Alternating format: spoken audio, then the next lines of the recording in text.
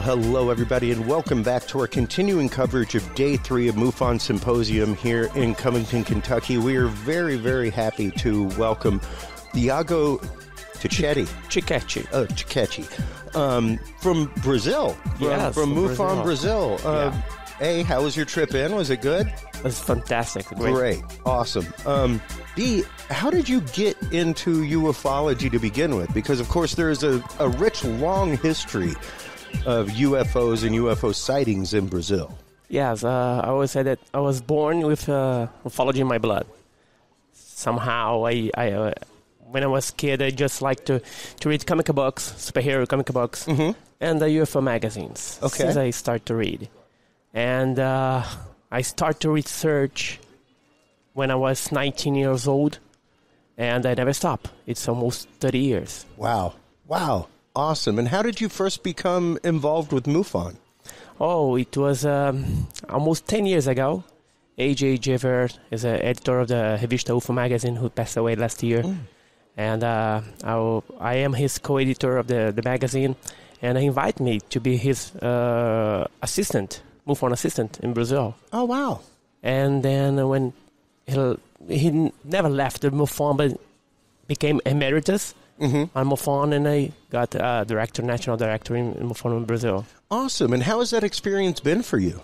Fantastic. Learned so much with Bob, with Steve Hudgens, with David McDonald. So for me, it's the way so I can learn and trying to teach people in Brazil that want to become a MUFON associate or a MUFON member or a MUFON field investigator.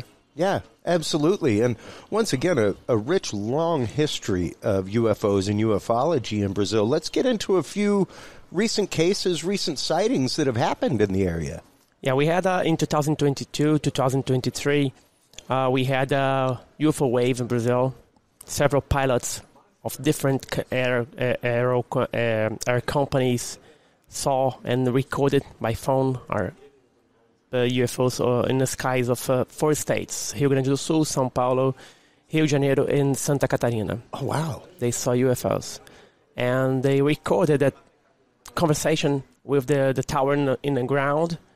And the tower said, "Oh, we cannot see nothing. And sometimes we can see it as you." And the pilot said, "Well, that's not another airplane in the area. And we cannot see it." Oh, wow. We cannot see it, but we can see it on your radar. And one of the film that was made shows a huge ball of light make a movement that no airplane can do it, nor nothing can do it. The Starlink is impossible to do that. And we investigated, and the Brazilian Air Force investigated because they were making a training exercise, then same area in same days, but in different routes. And they investigated the conclusions. We don't know what it was. Wow. And that has been here recently in the whistleblower testimony that just happened with Grush here in the United States. The whole theme of this year is Friend or Foe 2.0, and very much our government, at least in the last few hearings, has definitely taken the foe aspect and said, like, this is a threat to our training ranges. This is a threat to civilian aircraft. We need to find out what is going on in our skies. And if that is the impetus for UFO investigation, awesome. That's how I feel about it. Yeah. Like, hey, if we have to use that end to bring UFO and UAP research to the forefront, okay. I'm great with that. But I guess how does the Brazilian military feel about the UAP threat? Yeah. Do they see it as a threat? They don't see it as a threat because the Brazilian military doesn't pay much attention for that. Okay. We have reports, and the pilot, he has the right or not to report what he sees. If he reports, he has to make a testimony, an investigation of the episode. But they prefer not to do it because can ruin his career. Yeah. And but the military did well in Brazil. We have a lot of problems. And the UFO is not a problem that they want to get involved in. Yeah. Well, that's just it. We have much more pressing issues going on. Yes. That is absolutely true. So, but we know that they got testimony from pilots. We know that they do not investigate, but they keep the secret of the files. We have several cases, important cases in Brazil, that they keep the files secret. And we in Brazil, we are pushing them to reveal, to disclosure these cases, these documents. Yeah. Because we had the right to know. Well, yeah, absolutely. I mean, number one, you are paying for the documents to be made. So, yeah, I mean, that's very much the way that we look at it here in the States, is the fact of that is our information. Much like anything from NASA, you can go online, you can find it. It's all there because we are paying for that through our tax dollars. The same thing. And very much the same situation. Do you guys in Brazil find more reports coming from cities or country? Cities. Cities? Yeah, cities. Large cities. But 95% can be explained. And the most interesting cases come from the inner country of Brazil. That remote areas. Yeah, and that's just it. Like, when you start getting people who, like, they are near an airport, and there's plenty of land in Brazil that is undeveloped, very rural. And when you start getting reports from there. And for them, that see a strange light in the sky, it's normal. Happens every day. And when you go there and ask, well, did you see something strange? No, I just see a car flying. Yeah. A car flying. Yeah. Car doesn't fly. Oh, it's the size of a car. It's a big light, the shape of a car. See them all the time. Nothing strange, though. Why don't? Well, so every day is there. So they even report it because it's routine. Wow. And that's what I mean by long and storied history, because these stories have gone back for generations in many of these villages, and sightings have gone back for generations. Yes.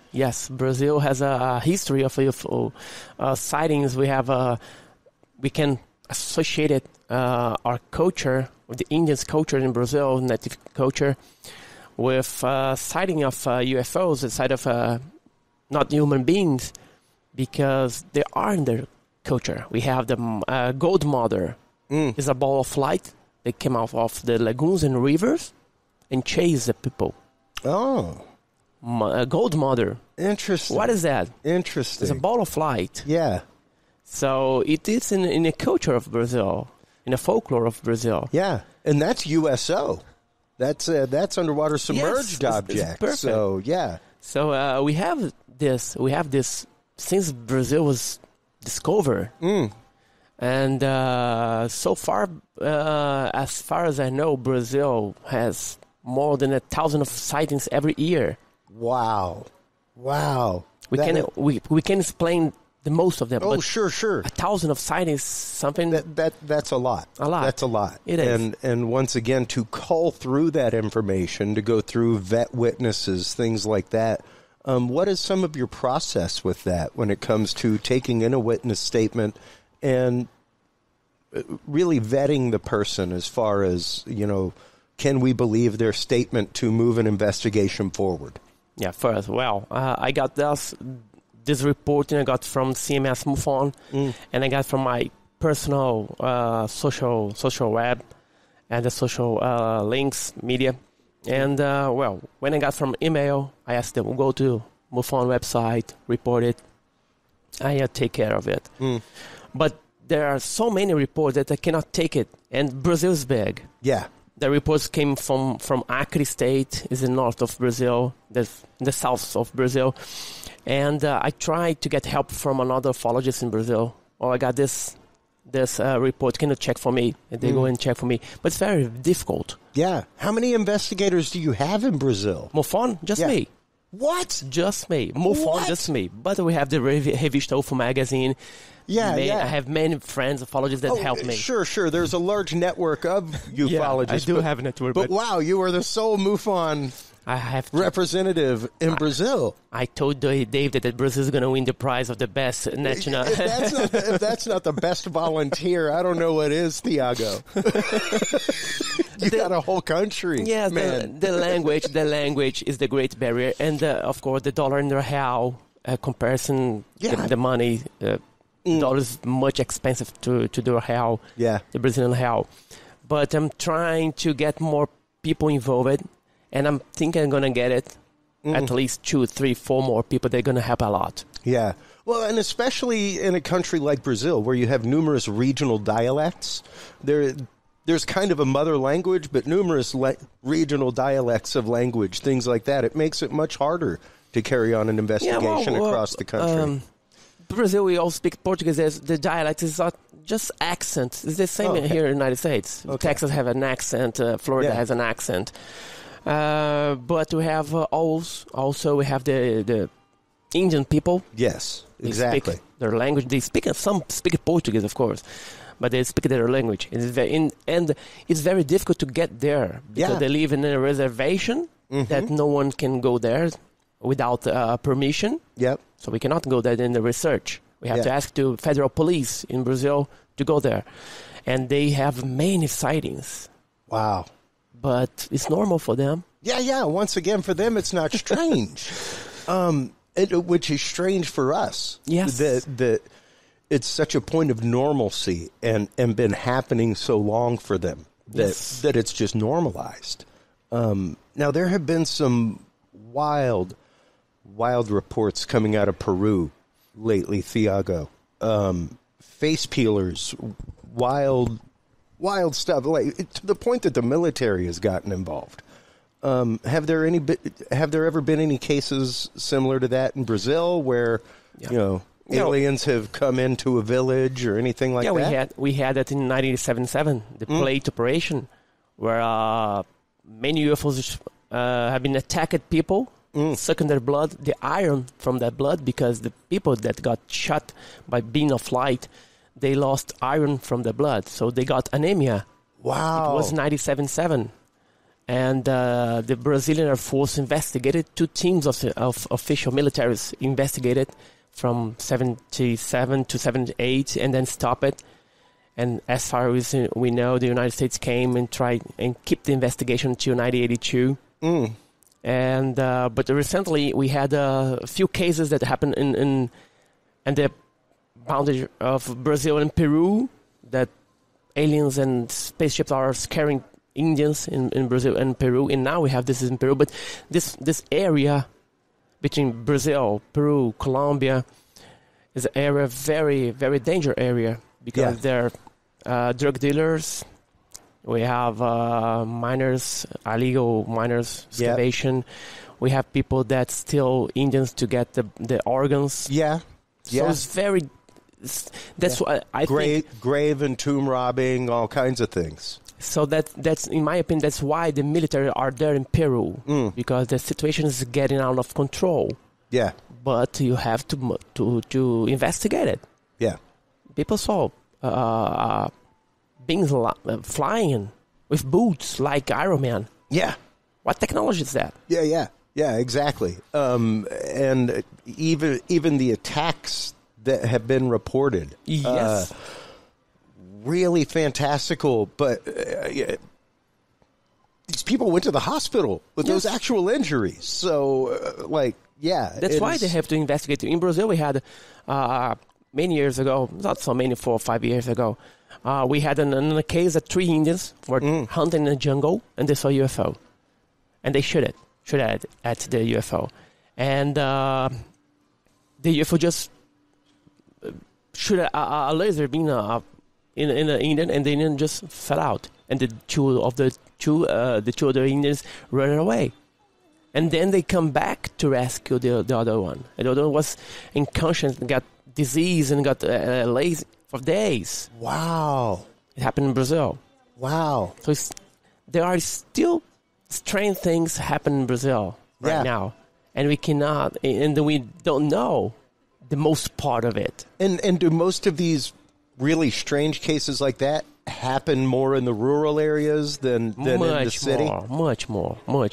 Interesting. In remote areas, because, north of Brazil is big. It's in the middle of it's a jungle. Yeah. The rainforest. And you have a city, the nearby city is 200, 300 kilometers far away. Yeah. So to get information there, you have to take a boat. You cannot get by car or airplane. You have to take a boat or helicopter. Yeah. So it's very difficult. The people take a boat or a helicopter to go to nearby, police station or federal police station we have been attacked by... Yeah. They would not do that. Yeah, they try to defend themselves. Well, and also the fact of when you're living rurally and in the country, especially in a country like Brazil, like you got better things to do than to take a day-long trip one way. 2 days, to go report something. Like you got crops to tend, you got animals to tend. You're more worried about surviving and living than you are about making it to a MUFON headquarters to do a report. That's it. And it's amazing because when you go there to investigate, and when I travel on vacation with my family, we got the northeast of Brazil, and I always ask the people that live there, have you seen something, a flying saucer? No, I never saw a flying saucer. I saw a light the size of a bus passing by. It's normal. Yeah. And if you dig, you'll find it. If you ask, they're gonna say to you, I never see, but my mother saw, my brother saw, my sister saw, my father saw, my grandmother.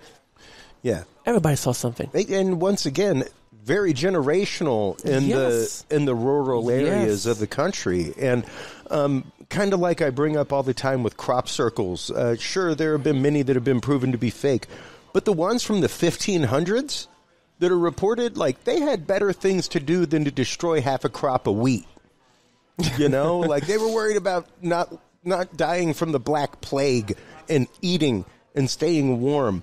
When you get reports from people out in the middle of the rural areas, things like that, where once again their livelihood is their crop, their livelihood is their animals, they have zero vested interest in making a false report.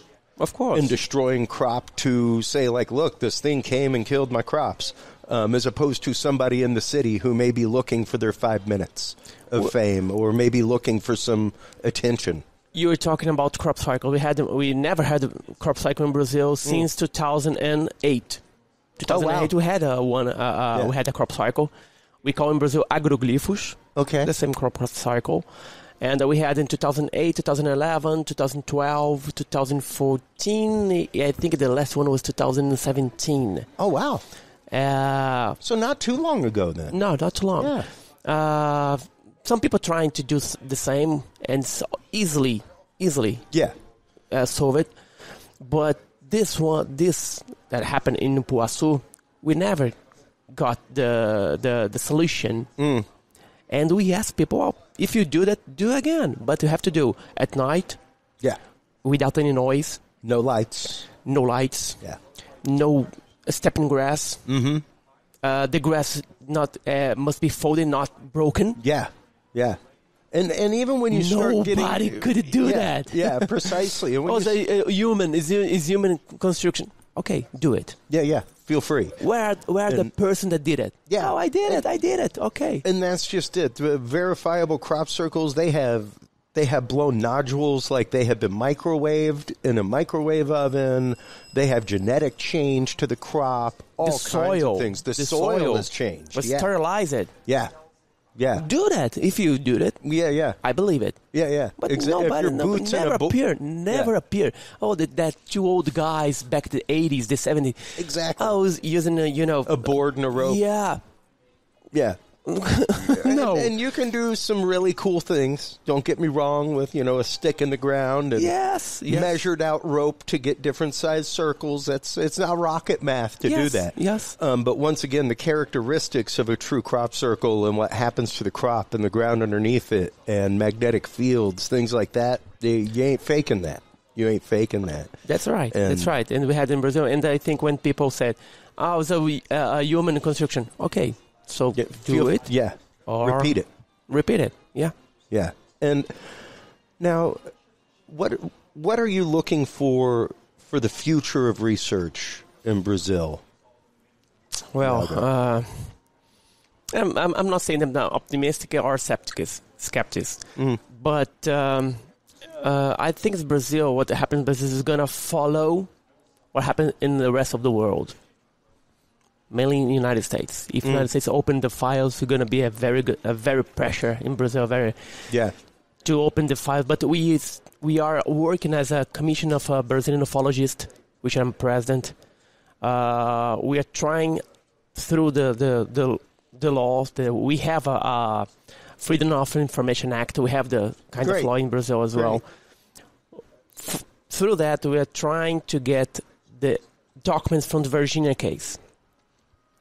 And I think that once we get the first report through that law, it's gonna be an open gate. Yeah. We just have to have one success. Yep. If we have one success, the gate's open. That's it. So the future depends on it. Yeah. Because the military can always say, we don't have it. And if the government agrees with the military, we have no escape. Well, and that's just it.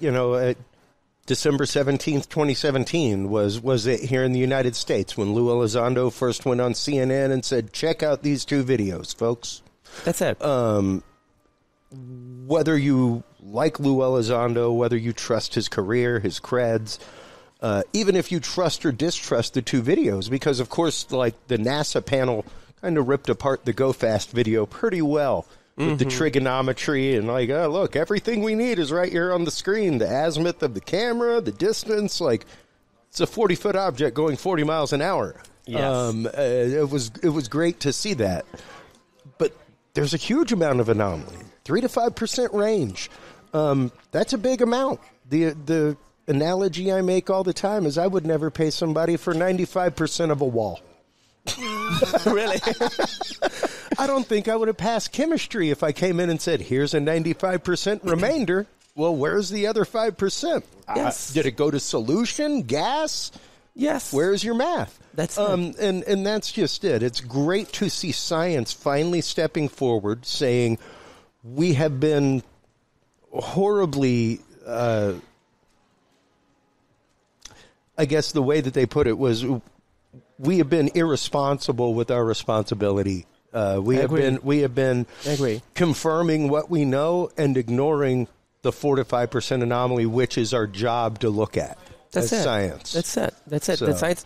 We have sites that just now. I disagree with what Evloab said. Okay, but check it out. Yeah, check it out. Well, at least explore the hypothesis. Yes. Science is hypothesis. Well, and that was honestly what I loved most about, and a lot of people have a problem with the NHI, the non-human intelligence that Grush referred to in his testimony. I personally love the concept because as soon as you say it's alien, you've put it in a box no different than the scientists who said it's not alien. That's it. We've got a researcher right over here, Dr. Michael Masters, that we should be talking to today. His whole concept is it may be time shifted. We may be looking at people from the future who are coming back trying to fix a problem. We may be looking at people from an adjunct Earth in another dimension, in a parallel reality. Maybe we have all of this. Every bit of it. Exactly. So to say it's just extraterrestrial is very minimalizing. That's why they changed the UFO to UAP. Yeah. They changed it because our mind, UFO, extraterrestrial. Yeah. It's not. Precisely. It's unidentified. Precisely. It became very much Kleenex. Yes, that's it's just a catch-all term for everything that's in a box that you wipe your nose with. You know, it's like the copy machine in Brazil we call Xerox. Yeah, the machine is built by that's Xerox. Yeah, in Brazil we call Xerox. Yeah. The same, all the machines, all the Xerox. Doesn't matter who. It's a Xerox machine. Yes, yeah, exactly. And we tend to do that. And yes, UFO became a catch-all bin for various phenomena. I mean, even right here, I got a great book from the MUFON Library, Strange Phenomenon. Great. Dude, these things go back to the 1700s. Talking about ball lightning, things like that. Jacques Vallejo, the Magonia. Yeah. His book with the science from many, many years ago. Yeah, yeah. So these are things that we've been looking into since science became science. And we are just now getting to a point of burgeoning on some answers. And it's really exciting. It's really great to see. And I will pray for you daily, Thiago, the fact that you are the lone MUFON investigator in Brazil. Wow. I have more. I have a help from Fernanda from MUFON Canada. She's Brazilian, but living in Canada. She's helped me. But I get more people in Brazil. That's it. Exactly. And let everybody know where they can go to get a hold of you if they are in Brazil. We have quite a few listeners in that area, things like that. So let them know where they can go to get a hold of you, if they need to give a report, where they can go to volunteer, where they can go to help out. They can go to MUFON website, MUFON, and you can. The MUFON website is now so good that if you are in Brazil, if you put you at MUFON site, it translates to Portuguese automatically. Epic.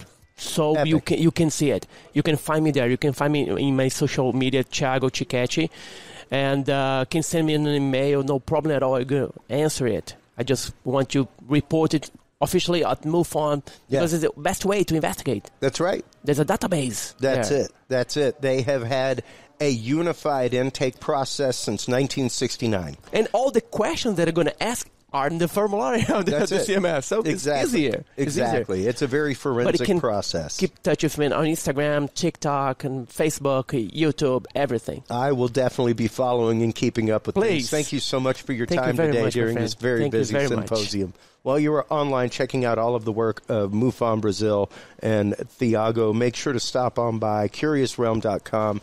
That is the website. That's where you can like, follow, subscribe, share. That's where you can find our experiencer page, CuriousRealm.com/story. If you have a story of extraterrestrial or UFO, UAP experience, if you have had an encounter with cryptids, if you have had an encounter with the paranormal, let us know. Share your pictures, videos, audio with us, and we will present it to our investigators and researchers to see if we can get you some answers. Stay tuned through these commercial breaks. We'll be right back with our continuing final day of coverage here at MUFON Symposium 2023, right after this.